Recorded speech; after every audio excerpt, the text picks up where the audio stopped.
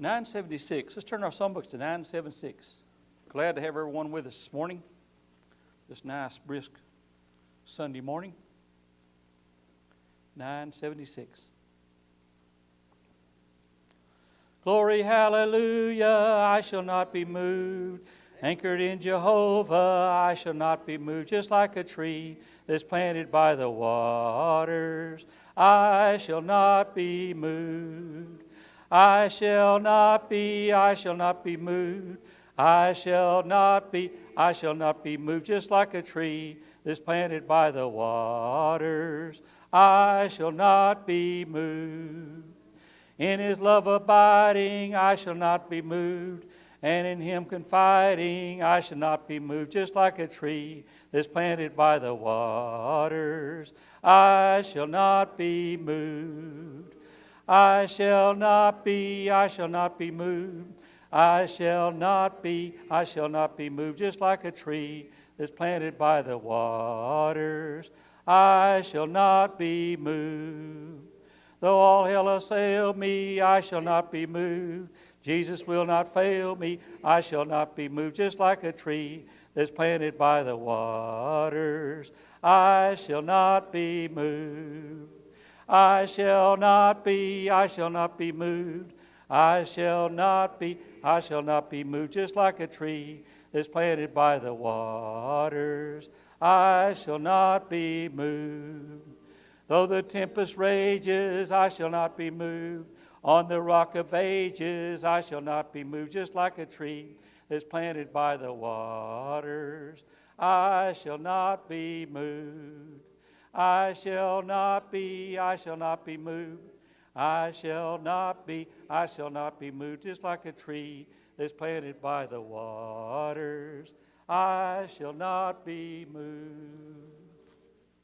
Luke chapter 20, verse 9 through 18. Luke 20, 9 through 18. We studied this text last week. I want to go back over it this week. We're not going to review everything. We are going to reread the text. But there's the last part of this we didn't get to cover last week. I want to finish this before we start our next study. The parable of condemnation. The parable of condemnation. A very important parable. Probably one of, if not the most important parable, one of the most important parables that Jesus teaches. Because when we get the concept of this, we realize this is what He's talking about as far as our lives are concerned. He wants us to take this very personal. He wants us to realize it's a thing of the times, of right now. It was a thing as far as they were concerned. But we think about the importance of this parable in our study, in our Christian lives. Then He began to tell the people this parable. We're beginning verse 9, Luke 20, verse 9. A certain man planted a vineyard, leased it to a vine dressers, and went to a far country for a long time. Now at vintage time, he sent the servant to the vine dressers that they might give him some of the fruits of the vineyard. But the vine dressers beat him and sent him away empty-handed. Verse 11. Again he sent another servant, and they beat him also, treated him shamefully, and sent him away empty-handed. And again he sent the third, and they wounded him also and cast him out. Then the owner of the vineyard said, "What shall I do? I will send my beloved son. Probably they will respect him when they see him." But when the vine dressers saw him, they reasoned among themselves, saying, "This is the heir. Come, let us kill him. Then the inheritance may be ours." So they cast him out of the vineyard and killed him. Therefore, what will the owner of the vineyard do to them? He will come and destroy the vine dressers and give the vineyard to others. And when they heard it, they said, "Certainly not." Then he looked at them and said, "What then shall you say to this that's been written? The stone which the builders rejected has become the chief cornerstone.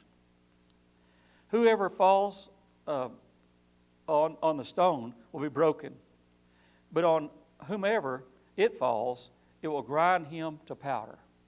Now, we've studied the first part of this last week and went into great detail, filling out our answers on our questions there. But I want to go all the way to the last your lesson, Go over there to number 9, Roman numeral 9, because we've seen what happens with the vineyard.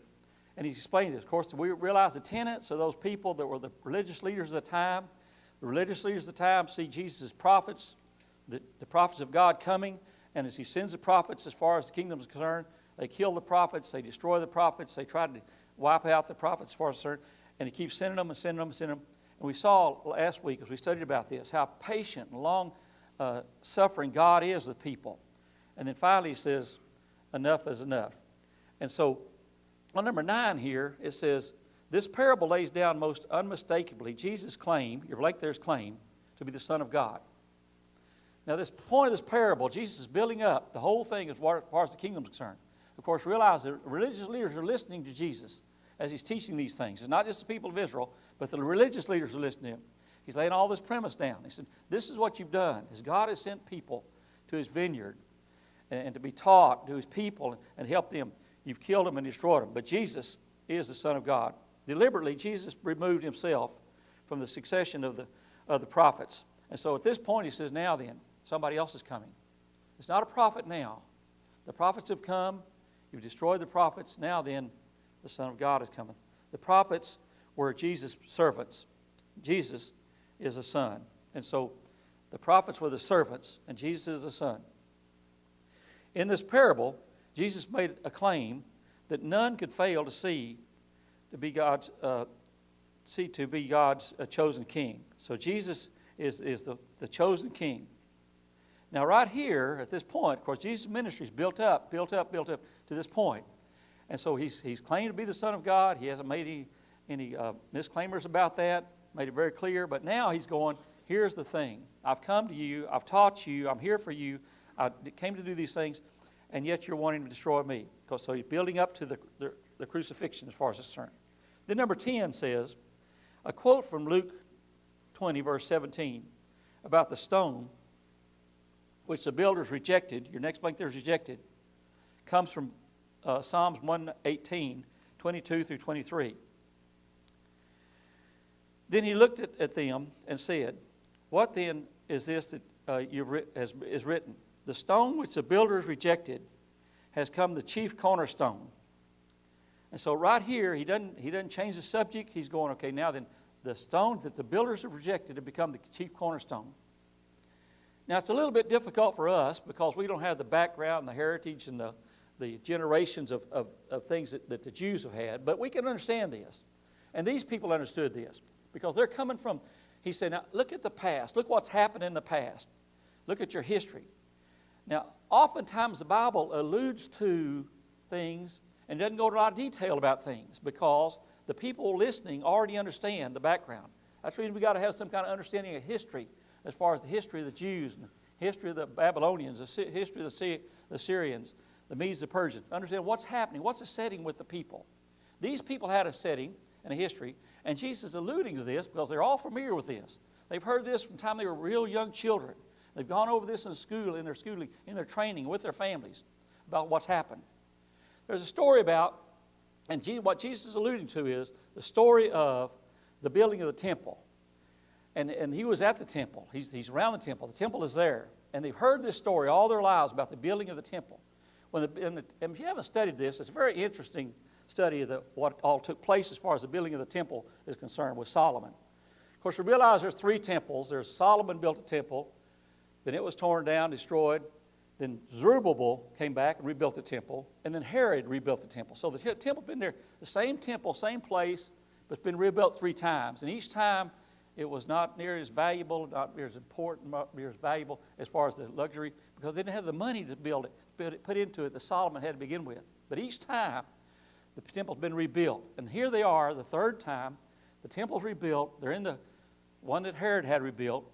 And he's referring to the story that happened when Solomon built it, because the story is a very common story to the Jewish people, not a very common story to us.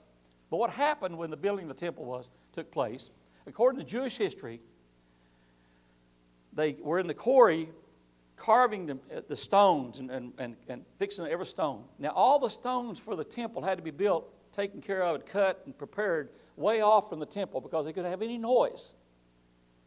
Now, try to remember that. Those of us, or imagine that, those of us working in construction, All the construction going on, silent, no noise. Nobody's making noise from machinery. Nobody's making noise from animals. Nobody's making noise. They're silent out there building the temple. Now, all these things that God is doing as far as the temple is concerned is showing reverence and respect for what this is. This is not just any building to be built. This is God's building that's being built. Preparation has been done for years of getting this building built. Not only told to build the building, they're told exactly how to build the building, the dimensions for the building, who's going to do what kind of work. It's incredible when you study the building. We don't have time for that this morning. But they got to one point in building the temple to where somebody sent a rock up from the quarry, and all the rocks were numbered. Everybody knew where the rocks went. And there was no place for this rock. And they're going, this is not a rock for this building. They looked at all their blueprints, all the plans, everything, and could not find a place for this rock to be put. Now, some translations say it was a cornerstone. Other translations say it was a capstone. So whether it's a cornerstone or a capstone, it is an important stone that was sent up, and nobody knew where to put the rock. Where's this rock for? Finally, after all this investigation, everybody accusing people, this is the wrong rock, it's not the right thing, it's not for the temple, you made a mistake, who did this? We know what we're doing, you don't know what you're doing. All these things they went about. Finally, somebody says, get the rock out of here. Take it to the dump. So they take the rock to the dump. And they continue to build the temple. As they continue to build the temple, finally they get to a point where they're going, where's the rock? And somebody goes, what rock? Where's the rock that goes right here in this important place, whether it's a capstone or whether it's a cornerstone? No rock. They looked at all research over. You know how you do. They looked, they relooked, they numbered everything. So have we already put it down? What's taking? All these things going on, but that's the rock. Can't find the rock. Finally, one guy comes up and says, I know where the rock's at. And they said, where? He said, months ago. Remember that rock they sent up here that we couldn't figure out what it went to? We sent it back to the dump. That was the rock. They went back to the dump where they threw all the garbage and stuff left over from the quarry, and they found the rock. They brought that rock up there, they put it up there. Now that's the story that Jesus is referring to right here. He said, the cornerstone, the stone that's been rejected by the builders, this is the rock. And then what he's talking about is himself. He says, God is building his kingdom. And I'm the most important part of the kingdom, Jesus is saying to that. He's the most important part. But what's happening is people are so feverishly trying to build a kingdom, they forget. They don't realize, wait a minute. Make sure you keep first things first. Make sure you got Jesus first. Make sure he's the cornerstone. Make sure everything's coming off him. Now, brethren, there's lots of lessons here. But one of the main lessons for us this morning is, what place does Jesus play in the kingdom today? How important is he in his church, in my life, in society, in my knowledge, in my understanding? Have you noticed how it's less and less important all the time about what Jesus really wants as far as it's concerned? See? Now, as we go on our next lesson is going to be all about authority. And authority is all about why is this so important? Because Jesus is the authority. He has to be the authority. If he's not our authority or anybody else's authority, we got nothing. But people are rejecting the authority. Now, it all gets back to the story right here, and Jesus flippantly kind of says, what about the stone that was rejected? Well, these people knew the story of the stone. They didn't have to be explained by some preacher or teacher about the story. Oh, yeah. He said, that's what you've done. You've rejected the major, most important stone right here. And look what's happened as a result of this. Well, this refers back to Psalms 118. Let's look at it one more time. Verse 22 and 23. Then he looked at them and said, what then is this that you've written? The stone which the builders rejected has become the chief cornerstone. Now, that little phrase right there is very important because the tendency is the builders reject the most important stone. And he says, he's the stone. He's what it's all about. It was a favorite quote of the early church as a description of the death and resurrection of Christ. So the early church liked to use this, and they refer to this every once in a while about the crucifixion, the rejection of Christ, and then the bringing back of Christ. You see, just like they rejected the stone, then they brought the stone back, the most important stone. Now, if that was an important thing for the early church, it should be an important thing for us, you see, because we need to think about, wait a minute. The tendency is, now notice your word, rejection. Rejection. I'm not going to ask for a show of hands this morning, but I can pretty well tell you, I know what would happen. You know, if I ask you the question, who all likes rejection? Most of us go, no, I don't. How many have had enough rejection? We've had enough. You see, we understand rejection. You see, whatever the kind of rejection it is. But here Jesus has said the stone was rejected and the Son of God is rejected. And not just then and with them, but continually on through generations. And now today, it's so strange how he's becoming so rejected more and more all the time. And not just rejected by the religious world out there, oftentimes rejected by Christians. Now, how do Christians reject him? By rejecting his authority, you see.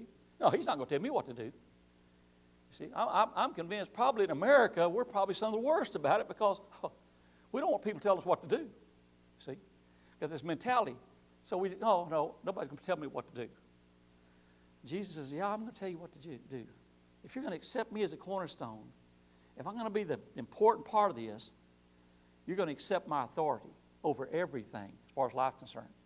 How you live your life, how you take care of your body, how you take care of your family, how you live as a citizen, how you live in the kingdom, in the church. He said, I'm the authority, he's saying. Now he says, I'm either going to be the authority or I'm not going to do these things. In Acts chapter 4, some references, the early church as far as this cornerstone is concerned. Acts chapter 4, verse 11.